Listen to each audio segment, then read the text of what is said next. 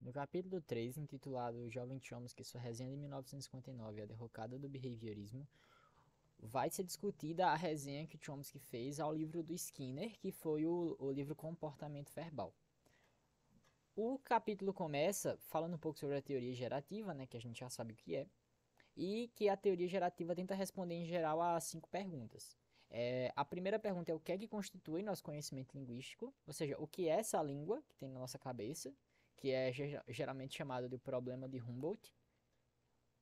A segunda pergunta é como é que esse conhecimento é adquirido pelas crianças, que é o problema de Platão.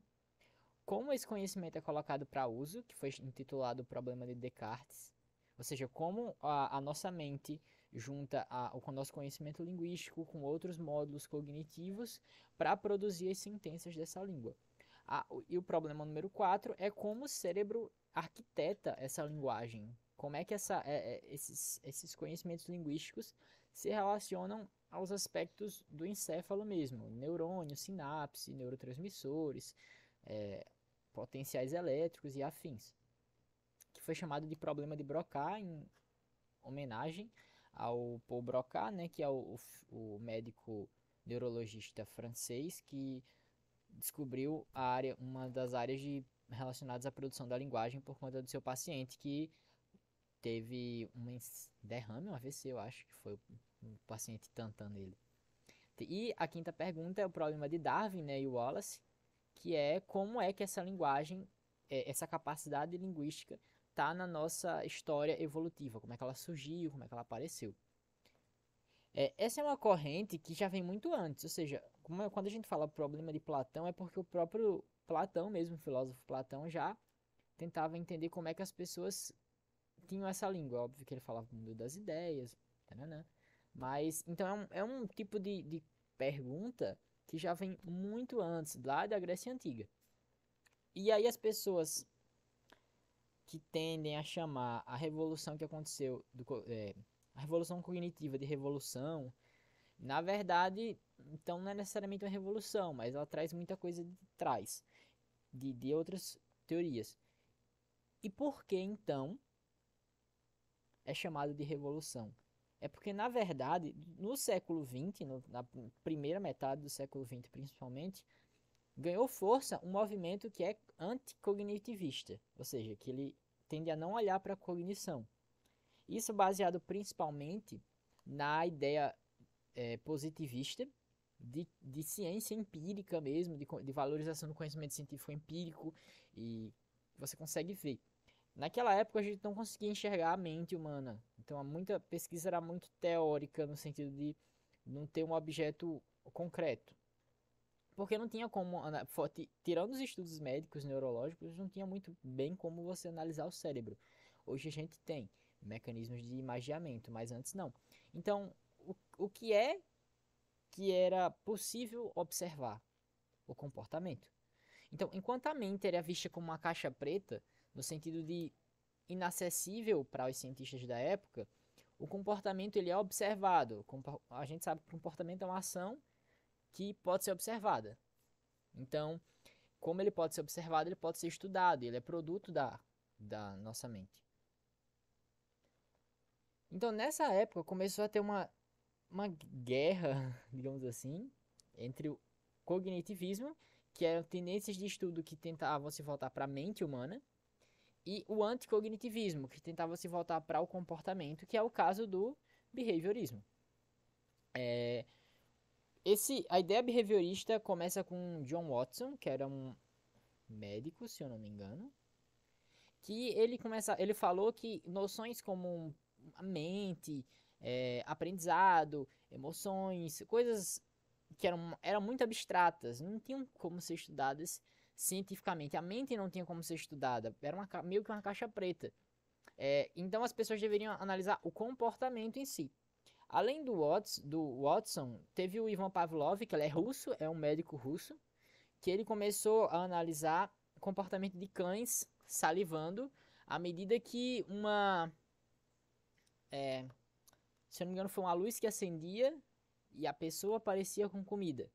Então, o cachorro começou a associar a vinda da comida com a luz que era acendida. Então a luz acendia e ele salivava, porque ele achava que viria comida. Então, mesmo que não viesse comida mais, ele salivava porque ele fez essa associação, esse comportamento reflexo. Teve também estudo do Ebbinghaus, que é o cara que descobriu, eu acho que foi ele foi o primeiro a descobrir a curva do esquecimento do aprendizado, de que a gente tende a esquecer o aprendizado ao longo dos dias, e que a repetição, tem que prestar atenção nisso, na ideia de repetição, faz o esquecimento demorar mais. Então é como se o conhecimento ficasse mais retido na mente. Todos esses pesquisadores contribuíram muito para a ideia de entender o comportamento. Só que o grande nome do behaviorismo, da análise comportamental, é o B.F. Skinner, né? O que é um psicólogo americano, eu acho que ele é americano, que ele começou a estudar um comportamento diferente do comportamento reflexo, de você ver algo e ter um reflexo comportamental de um estímulo externo. Ele descobriu o comportamento operante, que nada mais é do que um comportamento que age sobre o meio e ocasiona uma mudança no meio que leva a um novo comportamento. E reforça esse comportamento e pode gerar um novo. Por exemplo, se eu chego para o meu videogame e eu aperto o botão de ligar e o videogame liga, eu gerei um comportamento, eu tive um comportamento de apertar o botão que ligou o videogame. Mudou o meio, o videogame ligou o ambiente em si. E essa mudança no ambiente reforça o meu comportamento. Então, é uma ideia de comportamento reforçado que altera o ambiente e vai gerando outros comportamentos. Então, nós somos esse aglomerado de comportamentos que foram reforçados desde que nós nascemos. E é mais voluntário, no sentido de que é como se o reforço viesse do próprio indivíduo. É como se fosse um negócio meio retroalimentativo. Por exemplo, você senta na mesa para comer meio-dia porque você sabe que vai para lá meio-dia vai ter comida. Então você é reforçado porque a comida realmente está lá e você tende a repetir esse comportamento. E aí você começa a levar para outras situações também, essa ideia de meio-dia é a hora de comer. Então meio-dia você sabe que é a hora do almoço. Então tudo era como se para o Skinner tudo fosse essa ideia de reforço. Aí para o Chomsky, e ele dizia que a linguagem humana era um comportamento também, como qualquer outro. Que era explicado também pela noção de reforço. Então, um bebê começa a falar diversos sons, por exemplo, a maioria deles não tem muito sentido. Só que no momento que ele faz dadá, por exemplo, dad, no inglês, ou papá, que é o pai do português, ele é reforçado, porque há uma mudança no meio. Então, quando o pai ouve papá, ou a mãe ouve mamá, quando eles ouvem isso do bebê, eles têm uma mudança no comportamento deles. Eles reforçam o comportamento do bebê. Eles ficam mais felizes, brincam com o bebê e tal. Então o bebê tende a repetir mamãe. Então ele vai entendendo que a repetição desses sons ocasiona uma mudança no meio. E esse meio reforça o comportamento. Então a linguagem seria uma ideia de comportamento verbal. A ideia de comportamento verbal ela não é necessariamente associada à linguagem. Eu vou falar mais um pouco sobre isso daqui a pouco, mas o Skinner fez uma entrevista em 1988 em que ele diz que linguagem é o ambiente, que é cultural, é a cultura. Linguagem é meio que cultura, é o ambiente. Comportamento é o ato de produzir a fala em si. Ele vai dizer que os linguistas se preocupam muito com o ouvinte, com a ideia de processamento, de processamento, que ele também ele parece ser contra a ideia de processamento, porque é muito cognitivista. Ele realmente não gostava muito assim do pessoal que se voltava demais para a mente e esquecia o comportamento. Mas a ideia de comportamento é a ideia de produção da fala. Então ele diz que a ideia de produção é um comportamento que é reforçado pelo meio, tá? Para o Chomsky, o behaviorismo era aceito não porque ele era aprovado, mas sim porque não havia outra alternativa plausível fora ele. Então parecia fazer sentido porque na verdade não tinha nada que explicar, nada ao contrário que explicasse isso. O comportamento verbal, eu achei que era 1959, mas não é 1957. A resenha do Chomsky é de 59, 2 anos depois. O Chomsky, ele publicou no mesmo ano que o Skinner. O Skinner publicou o Verbal Behavior e o Chomsky publicou Estruturas Sintáticas, em 1957. Aí a resenha do Chomsky se chama Review of Verbal Behavior, que é um livro de 1950, um texto de 1959, são 30 páginas, é bem longo, e é bem crítico e feroz, assim, não é uma postura tão neutra do Chomsky, é uma análise mais neutra, mas é um negócio mais forte, digamos assim. Não só o Skinner, mas o Chomsky fala que, em outros momentos, que é uma crítica, assim, em geral, à ideia behaviorista em si. A crítica do Chomsky é como é possível estudar um produto do cérebro sem considerar o cérebro. Basicamente, essa é a ideia dele. Então, ele vai questionar noções como estímulo, reforço, auto-reforço, resposta e coisas afins, que para ele não são bem definidas no livro. É como se fossem noções mais metafóricas e não fossem noções científicas, porque não dá para estudar. Questões como o que afeta o indivíduo, o que é que reforça o indivíduo no comportamento? Porque o indivíduo, quando está no mundo, ele tem acesso a inúmeros estímulos. O que é que afeta ele ou não? O que é que não afeta? Como é que a gente sabe que afetou? Como prever algo que o indivíduo fala? Chega a um ponto em que você só consegue pensar em algo que possa ter influenciado o indivíduo a dizer algo depois que o indivíduo diz. Então é como se, não é um estudo muito científico, no sentido de, parece que você está querendo adequar o evento à sua teoria e não analisar os dados tomando como base a teoria. Então é como se você estivesse fazendo o processo contrário ao processo científico. Não é algo muito científico mesmo. Ele parece questionar muito essa noção de cientificidade da teoria behaviorista, que ele vai criticar no Skinner. Ele bate muito nessa tecla. O ponto que Chomsky vai levantar é que a linguagem humana é única, que ela não provém da comunicação animal. Os estudos do Skinner foram realizados muito com pombos e ratos. O Skinner era um cara que entendia muito de engenharia, né? E ele construiu muitas máquinas. Máquinas, parece que tem até uma para bebê, que acabou gerando umas histórias, pelo que eu entendi, de que ele fazia experimentos com a própria filha, mas parece que não tem provas disso. Mas ele também fez uns experimentos com educação, assim, máquinas para educação, de reforço e tal. Nessa mesma entrevista de 88, o Skinner também analisa, ele fala que a escola não é muito eficiente. Então, eu acho que essa teoria que ele criou, essa máquina que ele criou para a educação tem a ver muito com isso também. Mas, então, o Chomsky vai dizer que a teoria do Skinner parece focar muito em itens lexicais, em palavras em si. É como se ele não se preocupasse na formação das frases, nos mecanismos que geram as frases. Que para o Chomsky é o central na linguagem, é o que faz a gente ser criativo e produtivo. Criativo por quê? Porque a gente produz sentenças que nunca ouviu.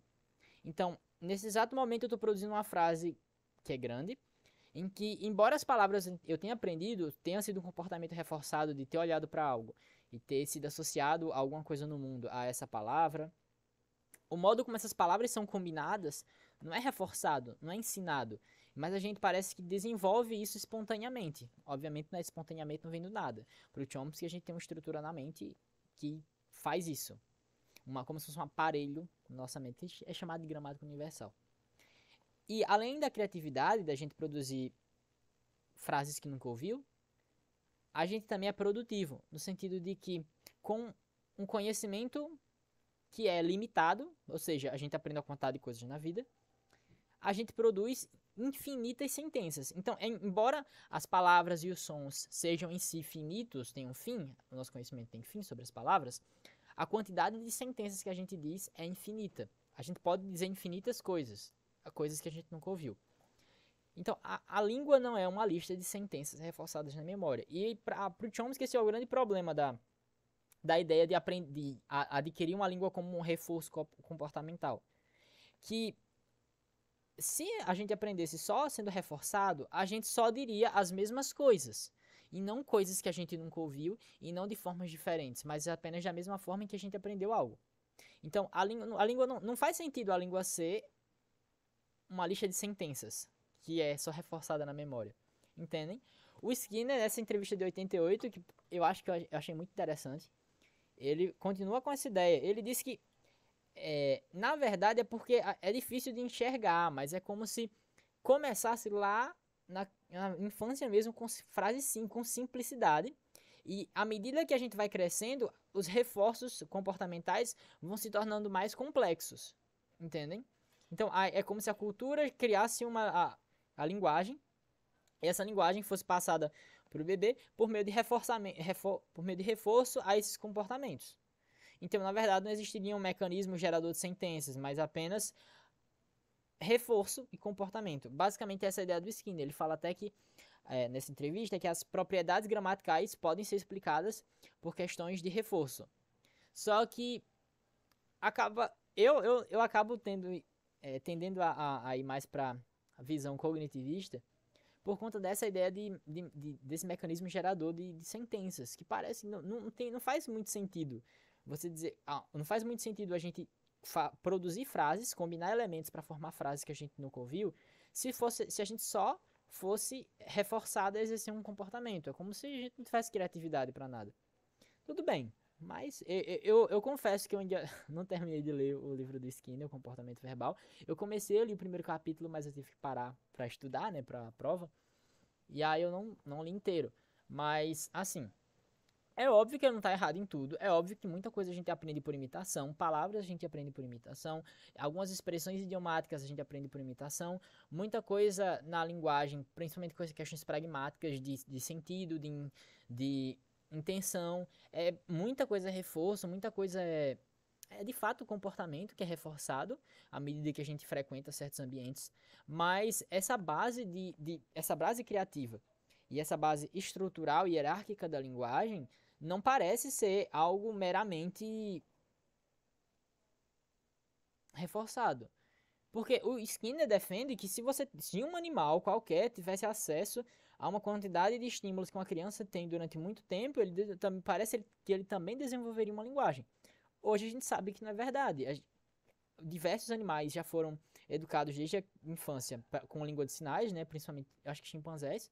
Tem casos famosos, tipo aquele Ninchimps, mas eu acho que há outros também, que, na verdade, embora eles produzissem sinais, por exemplo, fizessem um sinal de uma maçã, fizessem um sinal de uma banana, não havia criatividade nem estrutura no que ele dizia. Apenas, de fato, reforço e comportamento.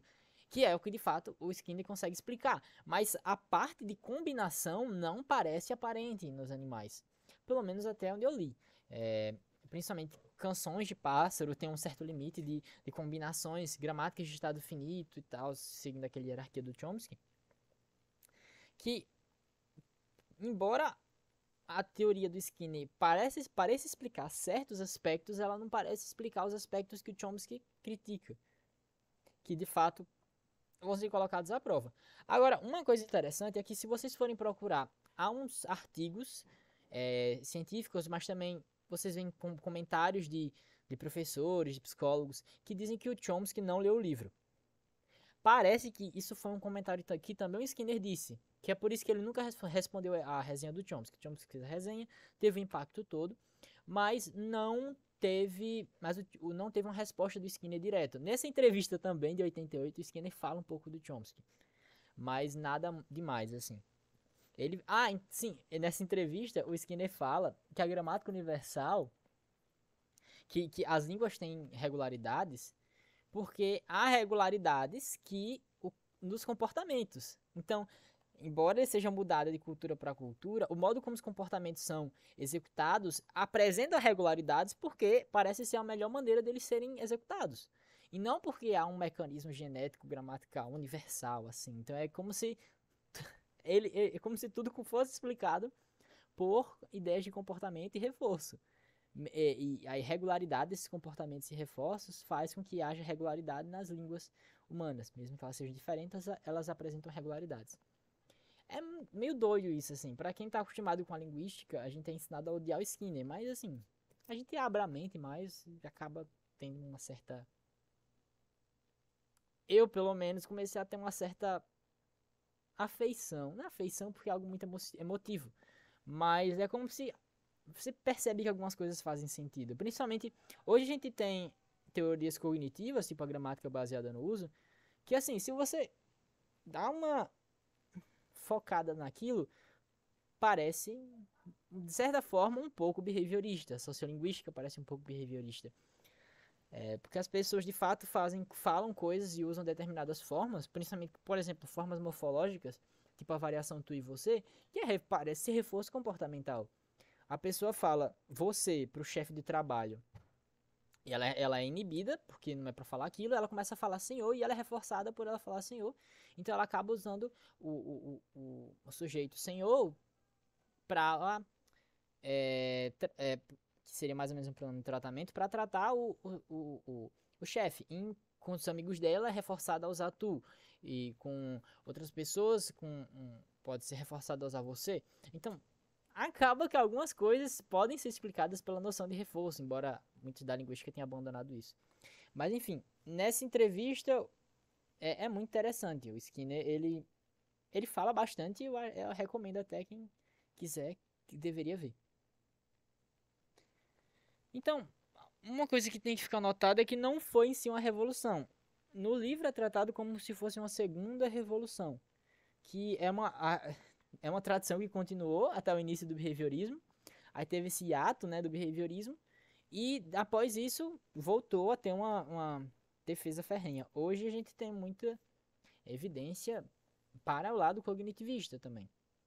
Por exemplo, é, gramáticas de estado finito e gramáticas que têm hierarquia é, ativam áreas diferentes do cérebro, áreas mais antigas e áreas mais recentes, evolutivamente falando. Eu tenho um artigo da professora Angela Frederici que ela mostra isso com algumas evidências. Então parece que, embora a gente saiba que nenhuma teoria está certa sobre tudo, parece que o Chomsky estava certo na sua ideia linguística. Mas assim, tem muitos artigos, tem muitos papers, tem muita coisa que diz que que a crítica do Chomsky não faz sentido. Que ele não leu. Dizem que o Skinner falou em algum livro aí que o Chomsky, ele responderia o Chomsky, mas primeiro o Chomsky teria que ler o livro. Então, eu não sei, eu de fato não li o Verbal Behavior inteiro, então eu não tenho como dizer se é verdade ou não, né? Mas enfim, esse foi o capítulo do livro. Eu tô tentando resumir mais, porque senão vai acabar eu repetindo tudo que tá no livro, e a minha ideia não é essa, a minha ideia é mais treinar minha capacidade de lembrar e reduzir minha curva do esquecimento. Olha lá o Ebbinghaus e um pouco de repetição. Mas então, é isso. Até a próxima.